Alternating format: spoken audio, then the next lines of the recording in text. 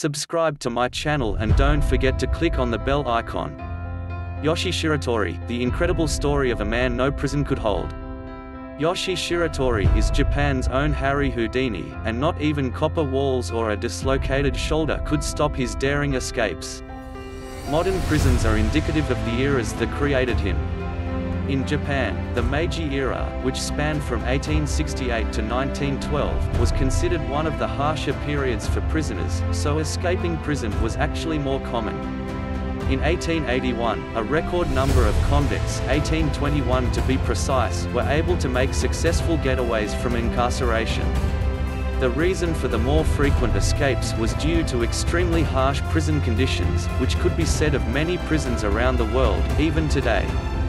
Japan has worked to reform the prison system since the Meiji era, which meant escapes have become rarer, and by the mid-1970s, the annual number of escapees have dwindled to just a single digit. The lockpicker. No other man in history has shown such disdain for incarceration than Yoshie Shiratori, who was tagged as the man that no prison could hold. Yoshie was initially accused of murder and robbery and was sentenced to Aomori prison. 3 years later, he picked the lock of his handcuffs with a short wire he found from a wooden bathing bucket. Police recaptured him after 3 days and he was sentenced to life in prison for escaping and for supposedly stealing supplies from a hospital. He was eventually transferred to Akita prison in 1942. At Akita prison, Yoshie managed to escape by somehow climbing the impossible smooth walls of his cell to reach the air vent. He would climb up and down every night and eventually unhinge the vent to extricate himself. Perhaps he was exhausted from all the running and hiding. He decided to go to the home of a police officer, the only person who had shown any benevolence towards him from his previous prison in Aomori. However, this officer eventually handed Yoshie over to the authorities, and he vowed to never place his trust in another police officer ever again. The Miso Soup Act. Yoshie was transferred for the second time to Abashiri prison, which was located in a remote locale in northern Hokkaido. Abashiri was no regular penal colony. It was reserved for the worst kinds of criminals in Japan. Yoshie was transferred here because he had already escaped 2 times, and the police wanted him to stay put. As luck would have it for Yoshie, he managed to eventually escape Abashiri.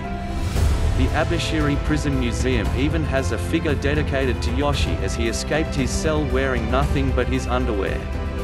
How did Yoshie do it this time? The man had an endless pool of ingenuity, to be honest. Each morning, he would spit miso soup on the doorframe of his cell.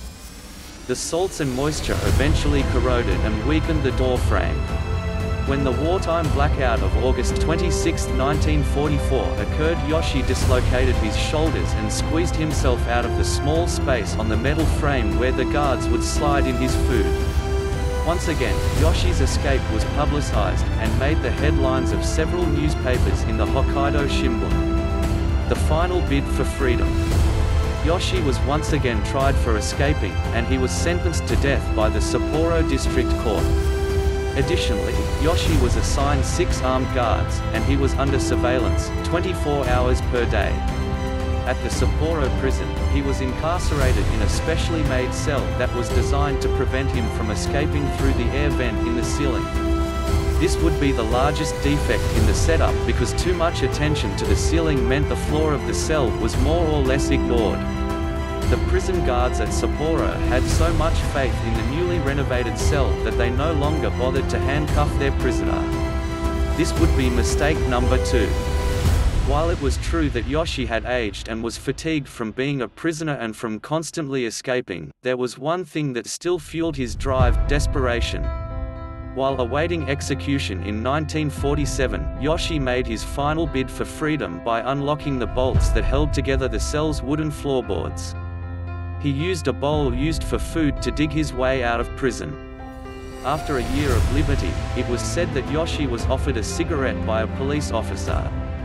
Moved by the kindness of the police officer, Yoshie admitted that he was an escaped convict. He was tried once again by the High Court of Sapporo.